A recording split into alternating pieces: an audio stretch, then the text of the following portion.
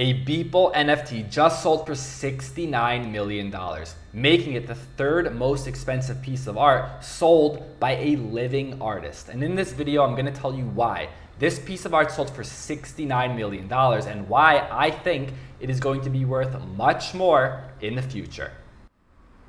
Welcome aboard the Bitcoin Express. My name is Chase. Let's get to it. Recently, I interviewed Peter Kell, who sold the Homer Pepe NFT for $320,000 worth of Ethereum. And in that interview, I learned some very valuable lessons on what makes an NFT worth so much money. And prior to that interview, something we have been covering on this channel is reputation. Reputation is key when it comes to NFT art. And I made a mistake in an earlier NFT video. I took this headline a little too seriously.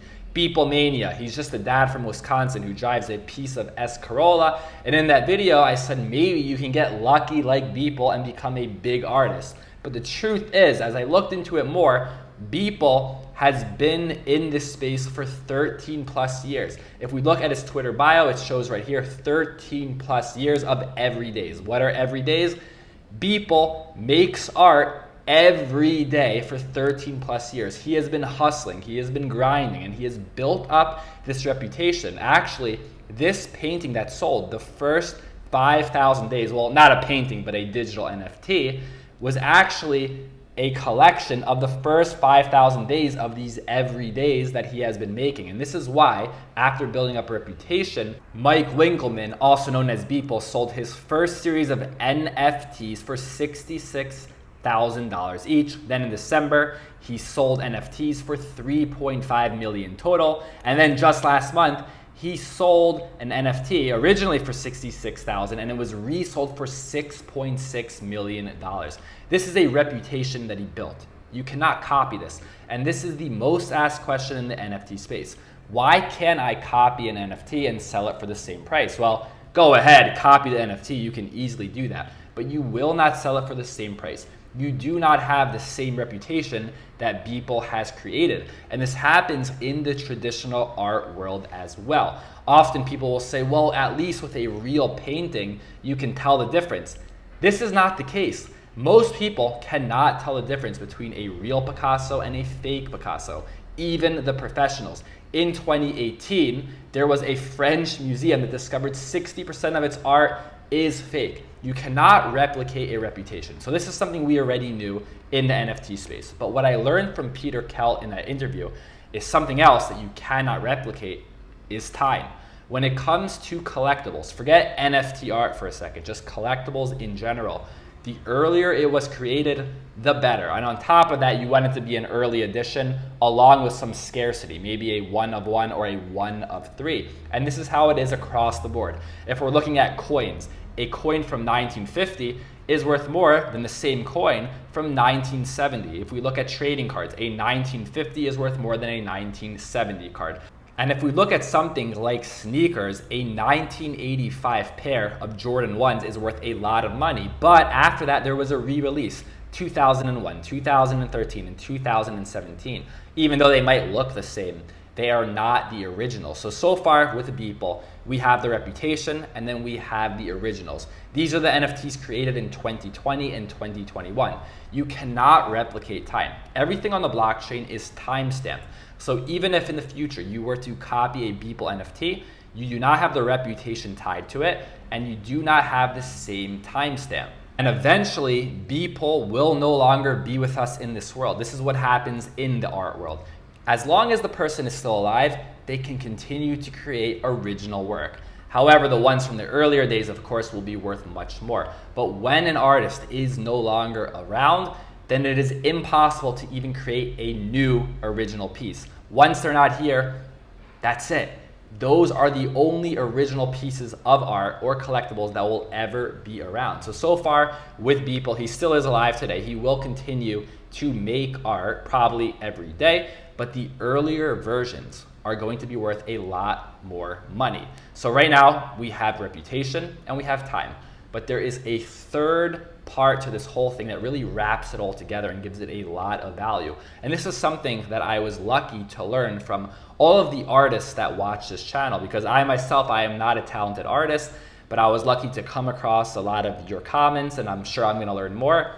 And they were mentioning how more than just what you see on the paper, the reputation when it was created, is the story behind it. Peter Kell, he bought his NFT from the first ever NFT auction. That's a story in itself. And also he mentioned in the interview that to win that NFT, he had to flip a coin. And since he won the flip of the coin, he was able to purchase the NFT. And it is these interesting, quirky stories that give collectibles value. We even see it with the Mona Lisa. The Mona Lisa was stolen, and this surprisingly gives it more value. There's a painting called The Portrait of Adele Bauerbach. This was a painting that was stolen by the Nazis in World War II. And the way I found out about this painting is I watched the movie The Woman in Gold. It is an amazing movie. Definitely recommend you add that to your watch list. And in that story, I learned everything there is to know about this painting. And so did the rest of the world. And that is why in the future, this same painting was sold for $135 million. And it is now in the new gallery in New York. And I actually went to go see this painting a few years ago in New York City. And I never really was a big fan of art. I've been to a ton of art museums. I look at the paintings and I think, wow, that's a nice piece of art. I can't do that myself, but that's pretty cool. I remember when I went to see The Portrait of Adele Bauerbach, I walked into the room where the painting was, and I'm not trying to be cliche here, I had chills down my spine. I looked at the painting and I saw the whole story behind it. So when we're looking at this Beeple, we have the reputation, we have the time. What is the story for this painting? Why did it sell for $69 million?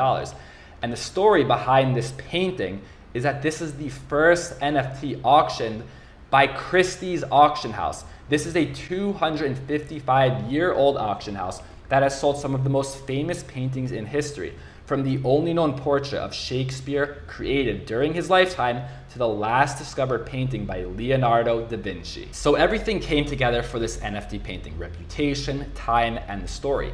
And what's great about these three metrics is they only grow over time. The reputation only continues to grow. The time since it was created also only continues to grow, eventually to a point where the artist who creates these NFT arts will no longer be with us. Again, giving it a lot of value. And then of course the story behind it. You cannot change the story. This will forever be the first NFT auctioned off by Christie's auction house. That's it. You can't change the story.